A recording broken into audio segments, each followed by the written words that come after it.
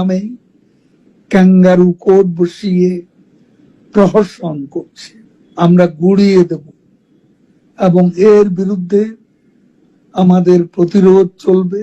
আমরা পালাতে জানি না, আমরা এই দেশেতেই জন্মি, পালাবো না, প্রয়োজনে ফখরুল সাহেবের বাসায় গিয়ে উঠবো।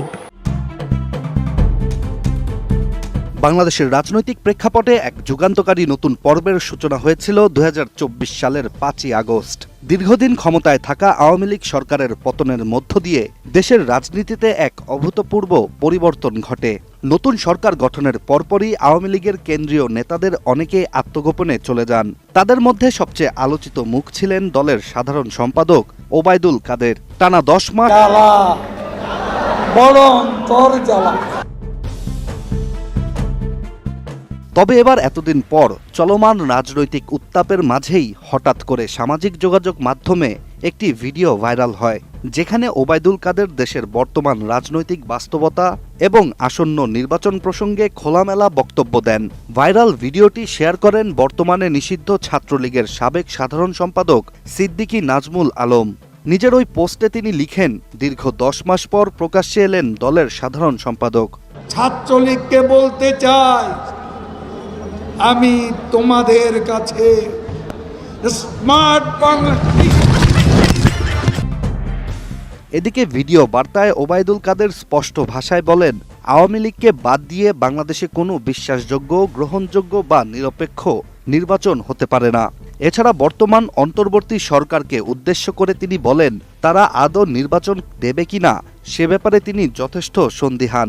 তার বক্তব্যে বোঝা যায় আওয়ামী লীগ এখনো নির্বাচনকে কেন্দ্র করে আওয়ামী লীগকে বাদ দিয়ে বাংলাদেশে কোনো বিশ্বাসযোগ্য, গ্রহণযোগ্য নির্বাচন, নিরপেক্ষ নির্বাচন হতে পারে না। ভিডিওটিতে তিনি আরও বলেন, নির্বাচনের নামে বর্তমানে যে অশুভ অ্যালায়েন্স গড়ে তোলা হয়েছে তারা সংস্কারের নামে জাতিকে বিভ্রান্ত করছে। এছাড়া চলমান এই ধারাকে গুড়িয়ে দিয়ে এর বিরুদ্ধে প্রতিরোধ চালানোর হুঁশিয়ারিও দিয়েছেন তিনি। নির্বাচনের নামে আজকে তাদের যে অশুভ অ্যালায়েন্স, এই অ্যালায়েন্সকে নিয়ে তারা আজ সংস্কারের নামে গোটা জাতিকে বিভ্রান্ত করছে। ওবায়দুল কাদেরের এই বক্তব্য রাজনৈতিক অঙ্গনে নতুন করে আলোচনার জন্ম দিয়েছে। তার প্রকাশ্যে আসা, নির্বাচন ইস্যুতে বক্তব্য দেয়া এবং বর্তমান সরকারের সমালোচনা সবকিছু মিলে একটি নতুন রাজনৈতিক বাস্তবতার দিক ইঙ্গিত করছে।